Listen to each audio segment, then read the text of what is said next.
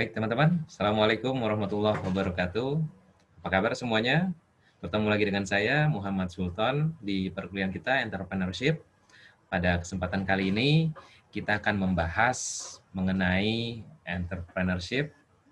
Eh, Topiknya adalah wirausaha sukses, kreatif, dan etika bisnis. Seperti yang kalian lihat di screen sekarang, ini adalah beberapa dari banyaknya pengusaha muda sukses di Indonesia, dan 6 diantaranya ini adalah yang terkaya ya teman-teman ya. Sekedar informasi aja buat teman-teman semua, mereka ini memang memiliki background bisnis, background wirausaha yang berbeda-beda. Ada yang memang berawal dari pendidikan yang cukup mumpuni, ada yang sering praktek dan suka jualan, dan ini bisa menjadi bahan pelajaran untuk kita semua ya teman-teman ya. Jadi bagaimana entrepreneur ini, jiwa entrepreneur ini dibentuk dari berbagai macam background dan tentunya punya passion di dalam menjalankan usahanya. Pertama ada Patrick Waluyo. Patrick Waluyo ini adalah co-founder dari North Star Group, sebuah private equity fund manager yang pernah menjabat posisi penting di beberapa perusahaan. Jadi background-nya adalah manajer. Nah, sebelum membangun North Star Group, Patrick sempat berkarir di Goldman Sachs Co. di London dan New York, serta menjadi wakil presiden Pacific Century Venture di Tokyo. Ini pengalamannya memang sudah global gitu ya. Nah, pria ini Pak Patrick ini yang sebelah kiri atas, ini memiliki kekayaan 2,8 triliun atau setara dengan 200 US dollar. 200 juta US dollar, sorry. Merupakan lulusan dari kampus bergengsi Universitas Cornell dan berhasil menempati posisi 131 orang terkaya di Indonesia pada tahun 2018. Lalu berikutnya ada di sebelah pojok kanan, ini adalah bosnya Tokopedia, Bapak William Tanuwijaya. Dia sendiri punya kekayaan sekitar 1,8 triliun atau 130 juta US dollar. Beliau adalah lulusan BINUS yang pernah jaga warnet. Jadi kerjanya jaga warnet, terus berhasil membangun e-commerce dan merajai pasar online di tanah air. Sekarang kita lihat Tokopedia, kiprahnya di tanah air seperti apa. Iklannya setiap hari ada di TV. Dan nggak itu aja, bisnis e-commerce ini semakin berkembang dengan adanya suntikan dana dari investor yang memungkinkan Tokopedia melebarkan sayapnya lebih luas lagi. Nah, ini juga yang jadi panutan buat kita semua nih yang sedang berusaha memulai bisnis kita dalam bidang startup. Sebisa mungkin membuat bisnis plan dan BMC yang bagus ya teman-teman ya, agar dilirik investor. Oke, selanjutnya ada Bapak Ferry Unardi. Ferry Unardi ini di bawahnya Pak William ya. Beliau adalah pendiri Traveloka. Beliau punya kekayaan lebih besar dari Pak William, yaitu 2 triliun atau setara dengan 145 juta US dollar. Pak Ferry merupakan sosok termuda yang ada di deretan pengusaha muda terkaya di Indonesia, dan sebelumnya pernah bekerja di Microsoft. Setelah kuliah di Amerika ya, S1 Universitas Purdue, kemudian beliau melanjutkan sekolah bisnis di Harvard. Setelah itu drop out, nggak selesai sekolahnya dan bangun perusahaan startup. Jadi ini mahasiswa gagal ya, tapi berhasil menjalankan bisnisnya. Lalu berikutnya ada Pak Ahmad Zaki. Pak Ahmad Zaki ini di tengah bagian atas ya. Beliau pendiri Bukalapak, salah satu pengusaha muda terkaya dengan kekayaan 1,5 triliun atau setara dengan 105 juta US dollar. Beliau adalah alumnus ITB.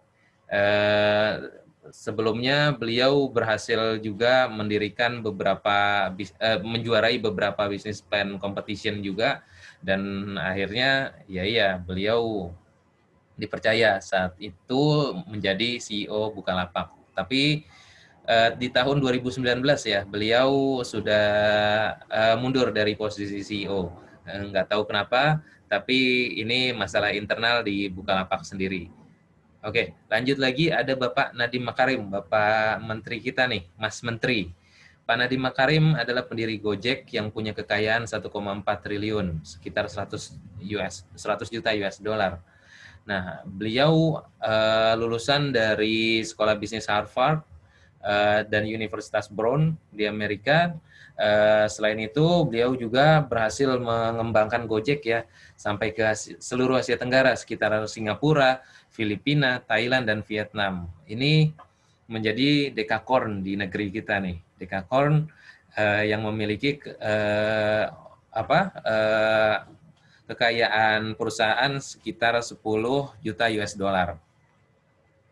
Yang terakhir ada Bapak Stephanus Low.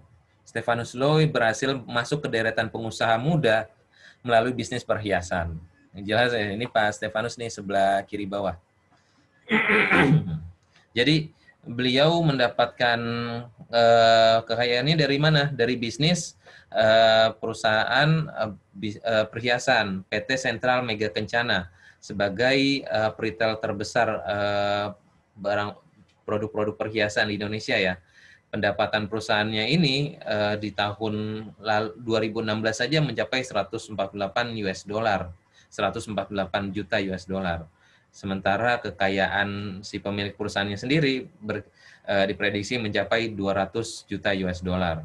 Ini beliau memang gigih ya, beliau berhasil menjadi salah satu pengusaha muda terkaya di Indonesia dan menjadikan perusahaannya sebagai perusahaan terbuka di masa mendatang nih. Jadi yang mau beli saham, coba nanti searching PT Sentral Mega Kencana. Ini perusahaan saham yang perusahaan perhiasan yang tengah berkembang di Indonesia. Nah, teman-teman, itulah tadi ke-6 daftar pengusaha muda terkaya. Jadi siapa tahu teman-teman bisa menyusul menjadi salah satunya ya. Tapi kalau kita mengambil beberapa tips sukses dari Pak Sandiaga Uno, ada 5 tips sukses untuk menjalankan bisnis ini supaya menjadi entrepreneur yang sukses. Pertama, menurut beliau menjaga pertemanan. Karena kenapa penting menjaga pertemanan? Karena terlebih kita generasi milenial ini perlu menjaga hubungan baik. Kita belajar dari pengalaman dari orang lain. Kita harus bisa sukses dengan belajar dari kesalahan-kesalahan orang lain. Nah, berikutnya ada speed. Menurut beliau, speed ini kita harus bergerak dengan cepat kalau mau sukses. Kita harus mengikuti perkembangan zaman. Kita nggak bisa diam-diam aja melihat orang lain yang semakin berkembang, sementara kita nggak ada perkembangan apa-apa gitu ya. Nah, speed ini bagaimana kita merespon pasar di sekitar kita, kalau kita bisa menarik attention, misalnya 10 menit untuk ya melakukan pengembangan diri, kita bisa mengoptimalkan nih kemampuan kita. Nah, pengusaha harus cepat bergerak. Itu menurut Pak Sandi. Berikutnya ketiga, kolaborasi. Kolaborasi dengan berbagai pihak jika ingin bisnis kita bertahan dan ingin berkelanjutan.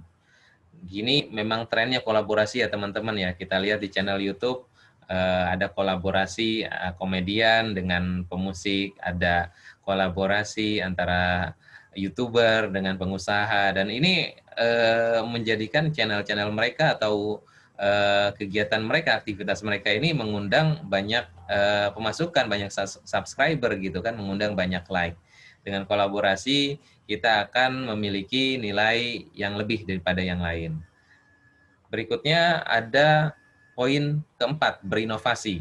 Kita harus terus belajar mengembangkan inovasi, kita terus berusaha untuk menciptakan sesuatu yang baru.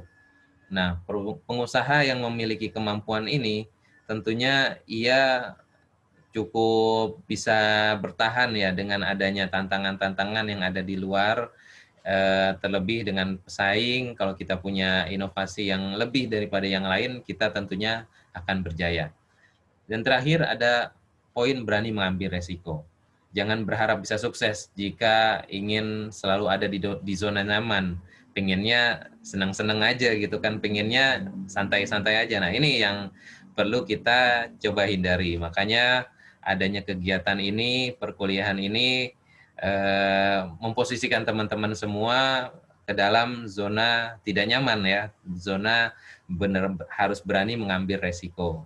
Nah, itu 5 poin dari Pak Sandiaga Uno. Sekarang kita masuk ke bahasan materi kita pada pertemuan kali ini, yakni wirausaha sukses, kreatif, dan etika bisnis.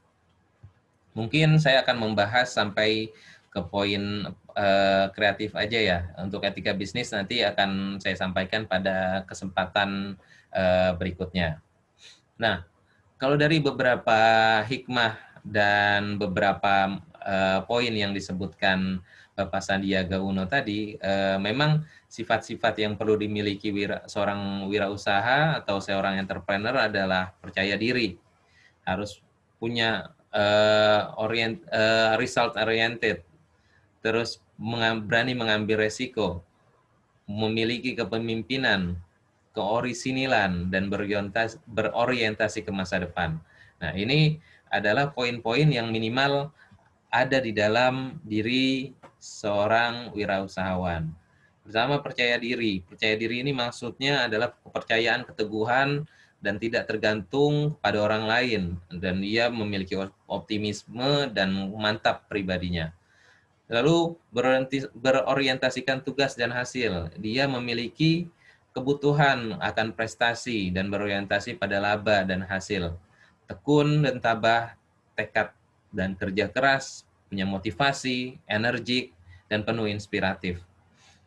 Lalu seorang pengusaha juga harus berani mengambil resiko. Dia suka pada tantangan dan dia berani mengambil tanggung jawab. Selain itu, dia juga memiliki kepemimpinan, mampu memimpin, dapat bergaul, dan tanggap akan saran dan kritik terlebih dari bawahannya atau dari customer-nya. Selain itu, dia juga harus memiliki ciri keorisinilan. Dia punya inovasi, dia ini kreatif. Seorang entrepreneur ini harus bisa fleksibel dengan berbagai tantangan. Dia punya berbagai macam sumber daya yang bisa dia keluarkan, yang bisa dia jadikan dasar. Lalu dia serba bisa. Dia juga mengetahui banyak hal. Selain itu juga ciri-ciri berikutnya adalah berorientasi ke masa depan. Dia punya visi yang jauh, dia punya perspektif hidup yang bagus. Nah, ini adalah ciri-ciri dan watak dari entrepreneur. Kalau menurut Bygrave, karakteristik wirausahawan itu ada berapa nih? 1, 2, 3, 4, 5, 6, 7, 8, 9, 10. Ada 10 ciri karakter wirausahawan. Pertama, dream, decisiveness, doers, determination, dedication, devotion, details, destiny, dollars, dan distribute. Apa itu? Dream ini punya visi dan mampu mewujudkan impian. Decisiveness, cepat dan tepat, dan penuh perhitungan dalam mengambil keputusan. Doers, ini lakuin aja, tidak menunda kesempatan yang dapat dimanfaatkan. Jadi, mulai aja dulu, itu poin yang disampaikan sama Bapak William ya. Ini adalah salah satu poin dari Bygrave. Terus determination, punya perhatian dan tanggung jawab tinggi dan pantang menyerah. Mereka yang di belakang saya ini adalah orang-orang yang punya determination yang tinggi ya di karirnya, di usahanya. Lalu dedication, mereka bekerja nggak kenal waktu, mereka selalu memprioritaskan hasil yang ingin dicapai. Lalu devotion, mencintai pekerjaan dan produk yang dihasilkan. Lalu details, memperhatikan faktor-faktor kritis secara rinci. Destiny, bertanggung jawab terhadap nasib dan tujuan yang hendak dicapai, terutama destiny terhadap perusahaan dan karyawannya. Dollars, ini walaupun di sini pengertiannya adalah uang ya, tapi uang nggak jadi sesuatu hal yang utama. Maksudnya mereka nggak peduli mau perlu berapa, asalkan bisnis mereka tetap berjalan. Maksudnya ketika mereka ingin investasi, walaupun nilainya orang lain bilang nggak menguntungkan, tapi kalau mereka yakin, mereka punya determination di sana, mereka jalankan itu, mereka nggak peduli sama dolar. Lalu distribute, bersedia mendistribusikan kepemilikan bisnisnya. Di sini kita lihat beberapa perusahaan sudah memulai go public atau membuka kepemilikan supaya orang lain ikut menikmati keuntungan-keuntungan dari perusahaan yang mereka dirikan. Bagaimana langkahnya? Pertama langkahnya kalau menurut Murphy and Pack adalah ability to communicate atau kemampuan untuk berkomunikasi. Kedua ada ambition to drive, ambisi untuk mencapai sesuatu. Terus colleague education. Nah ini memang nggak semua di belakang saya adalah contoh orang-orang yang memang punya pendidikan yang baik dan mereka berhasil mencapai kesuksesan mereka di usia muda karena colleague education. Kalau kita lihat Om Bob Sadino atau Bapak Ciputra, mereka kan meraih kesuksesannya ya setelah ya berada di usia plus 30 gitu ya. Nah, makanya colleague education ini jadi poin penting buat kita generasi muda sekarang ini. Terus making sound decision, kita membuat keputusan yang terdengar kemana-mana. Kita punya keputusan yang kuat, maksudnya seperti itu. Lalu self confidence, kita harus percaya diri. Good appearance itu terlihat bagus, jadi punya kesan baik di masyarakat, punya kesan baik oleh orang lain. Getting things done with and through people. Jadi menyelesaikan segala sesuatunya menggunakan bantuan dari orang lain, nggak bekerja sendiri. Dan capacity of hard work. Mereka semua adalah para pekerja keras. Nah, makanya di sini ada beberapa poin nih teman-teman ya. 8 poin untuk kita perhatikan menjadi kunci sebagai wirausaha sukses. Pertama, kemampuan bekerja keras. Ini yang harus menjadi modal dasar untuk teman-teman semua untuk mencapai keberhasilan. Kedua, kedisiplinan memiliki peranan penting. Ketiga, memang harus ada doa dan tawakal. Terus berikutnya, kita harus mampu bekerja sama sama orang lain. Kita harus punya banyak teman, kita punya sikap dan tingkah laku yang disukai di masyarakat gitu kan. Terus kita punya ilmu manajemen dan seni menggunakan tenaga kerja orang lain untuk mencapai tujuan yang telah kita tetapkan. Selain itu, pengusaha sukses juga harus berpenampilan menarik, bukan dari sisi wajah ya, walaupun di belakang saya semuanya orang-orang ganteng gitu kan, termasuk saya nih ya. Bukan dari segi penampilan, tapi memiliki pribadi yang baik dan jujur, itu yang lebih utama. Penampilan dari hati. Oke. Berikutnya ada poin yakin. Orang-orang ini memiliki keyakinan akan kesuksesan setelah mereka berusaha dan mereka melangkah pasti, tekun dan sabar dan tidak ragu-ragu. Itu poin yakin. Dan poin berikutnya mereka pandai membuat keputusan. Ada alternatif, harus memilih, tetapkan pertimbangan, kumpulkan informasi dari orang lain, baru ambil keputusan. Jadi ada step-stepnya ya, nggak dengar dari si A atau nggak dengar dari si B, tapi mereka punya prosedur masing-masing untuk mengambil keputusan. Lalu menambah ilmu pengetahuan, ini dia orang-orang yang gemar belajar, yang senang mempelajari hal-hal yang baru, tentunya akan mendapatkan pengalaman baru dan ilmu-ilmu yang baru juga. Berikutnya ada ambisi untuk maju. Mereka punya ambisi dan semangat untuk berusaha terus untuk merubah nasib hidup mereka. Dan terakhir, pandai berkomunikasi. Ini mampu mengorganisasikan buah pikiran ke dalam bentuk ucapan yang jelas dan santun dalam tutur kata. Jadi saya kira poin-poinnya ada 8 yang perlu teman-teman pahami dan mungkin amalkan di kehidupan sehari-hari ya. Teman-teman, untuk penjelasan mengenai etika, saya kira akan saya bahas mengenai di kesempatan berikutnya. Saya cukupkan sampai di sini dulu, kurang lebihnya mohon maaf. Assalamualaikum warahmatullahi wabarakatuh.